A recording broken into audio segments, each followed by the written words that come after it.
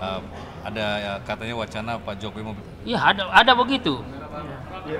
Oh, ya malah kita belum tahu, tapi kan selama ini kan katanya berproses bagaimana dengan Golkar. Ya kan, tapi kalau ada begitu ya namanya warga, apalagi ya mantan presiden 10 tahun kan, ya tergantung beliau kan. Jadi apa yang dilakukan oleh teman-teman ini masalah ideologi, kan semuanya gitu. Ya kembali kepada ideologi, kembali kepada nasionalisme, dan ini senantiasa disampaikan oleh Pak Prabowo. Pak Prabowo menyampaikan bahwa pemimpin ke depan itu mutlak memiliki patriotisme, nasionalisme, dan tentu juga religiositas. Itu penting. Nah ini kan semuanya kan itu, dan itu menjadi statistik nomor 1 kan.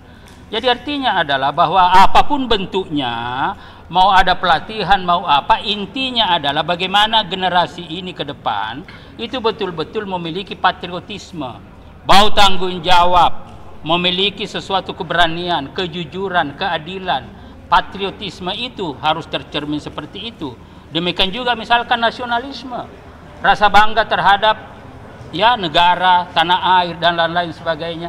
Nah kemudian ada religitas, ya ketuhanan yang Maha Esa, itu juga penting. Nah kalau ini semua sudah ada di dalam dada, dalam pikiran generasi muda, yang dalam teori itu disebut motivasi intrinsik, maka pasti mereka itu mau mati demi untuk bangsanya, berjuang untuk rakyat. Nah ini selalu yang disampaikan oleh Pak Prabowo.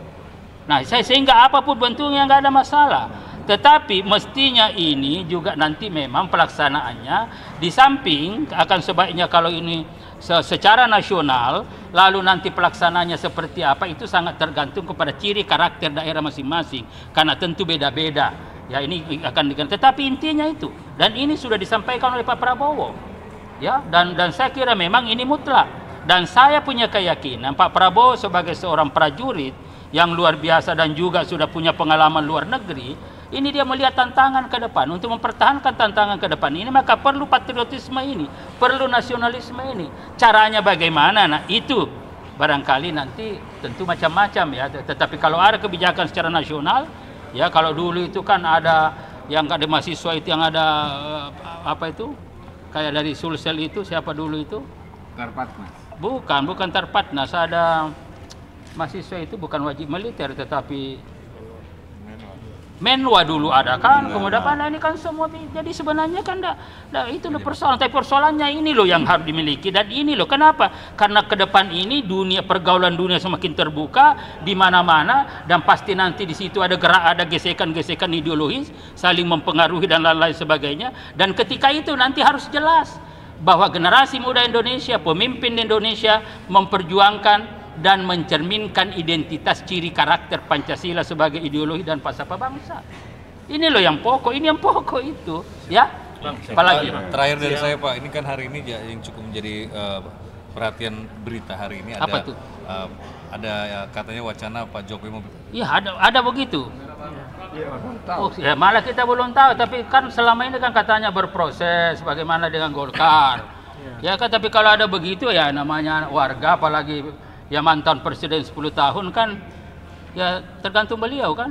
Dan memang kan konstitusi kita memberikan ya hak kepada setiap warga negara untuk membentuk itu apapun. Ya tetapi ya itu agak kaget juga. Kenapa? Karena tadinya ini kan ramai terus dengan Golkar, dengan apa dan lain-lain. Tapi kalau ada berita begitu tentu ya kita tentu kembalikan kepada beliau. Ya kalau memang itu menggunakan haknya sebagai warga negara ya untuk mendirikan, saya kira pasal berapa itu Pak Pangga? Kan ada itu. Jadi tapi kan dengan beberapa isu beberapa waktu belakangan berkali-kali Jokowi bahkan anaknya dibilang mau masuk bergabung. Nah itu yang saya katakan, begitu tanya kan baru loh kok begitu.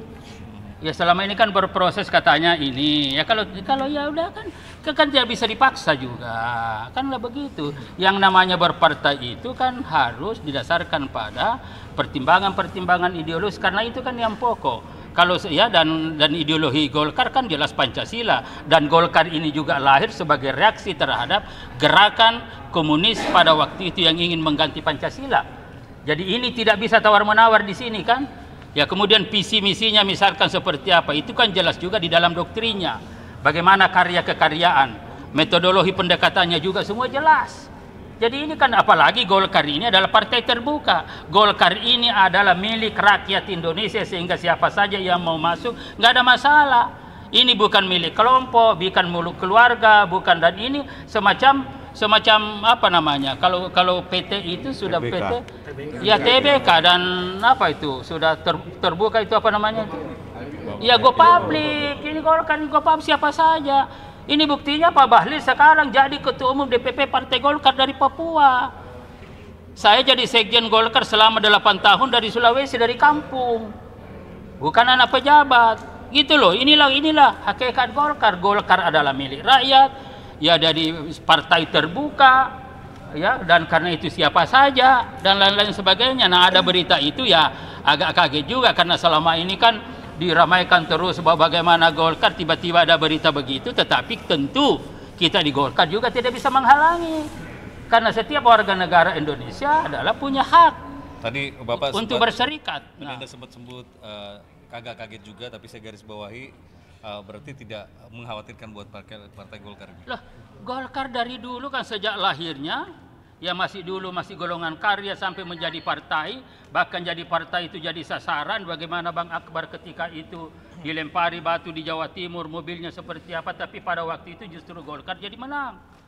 Nah, setelah itu pemilu tahun 2009 tetap nomor 2, pemilu tahun 2014 nomor 2, 2019 nomor 2, 2024 juga tetap nomor 2. Jadi kan tidak perlu ada kekhawatiran. Kenapa? Karena partai Golkar ini tidak tergantung kepada perorangan.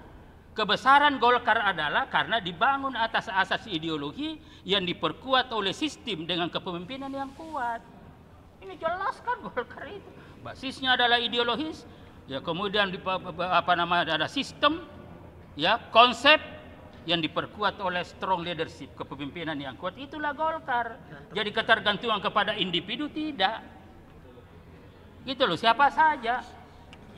Ya, inilah hebatnya Golkar di situ. Karena itu yang saya katakan tadi, kebesaran Golkar, dan Golkar dulu dilahirkan bukan hanya pertimbangan rasional objektif, pertimbangan ideologis, pertimbangan sosiologis, tetapi pendiri Golkar ini memiliki intuisi yang sangat kuat melihat ke depan, dan ada jaminan bahwa Golkar dalam kondisi apapun pasti tidak hanya eksis tetapi survive. Bang, terkait ini Bang, terkait orang juga semua kalau dikait-kaitkan berarti kan tidak terkait. Dan kalau ia kan dikait-kaitkan, dicoba ditarik-tarik. Nah, itu yang saya katakan, salah satu faktor mengapa Indonesia ini tidak maju, karena kita tidak lagi mengamalkan Pancasila. Pancasila itu solidaritas sosial. Sejatinya kita senang melihat ada kader-kader muda maju, tetapi sebaliknya terjadi. Ya, susah melihat orang senang dan senang melihat orang susah. Nah, artinya, karena itu olah mengolah, terjadi politiking. Nah, inilah sebenarnya apa hubungannya dengan ketua umum saya dengan oplosan itu. Jadi Menteri SDM aja tahun 2004, peristiwa itu 2003. Dan nanti akan dilihat mulai daripada 2019, 2020, 2021, 22, 23. Ya, ketua umum Golkar, Bung Bahlil Lahadalia menjadi Menteri SDM itu pada akhir 2024. Lalu mau dikaitkan apa? Nah, ini aja artinya, apakah tidak ada olahan lain? Gitu loh, kalau mencari olahan lain ini agak cerdas dikit. Itu kan lebih baik. Kalau tidak cerdas, artinya tidak cerdas, tidak faktual, tidak logik. Kalau hanya sekedar politik, kan semua juga orang tahu bahwa posisi Pak Bahlil sekarang itu memang ya di Kim juga itu jadi sebagai Menteri SDM, dan memang di situ juga menjadi seperhatian orang, menjadi ketua umum DPP Partai Golkar dari Papua dan masih anak muda juga jadi perhatian karena berada pada epicentrum politik kenegaraan, kebangsaan. Nah, kalau itu yang jadi persoalan, kacau. Kapan Indonesia maju kalau caranya begitu itu loh. Mestinya kan kalau mau Indonesia maju, ada putra bangsa terbaik dari Papua, dari manapun Republik ini, kita harus berikan dukungan sepenuhnya.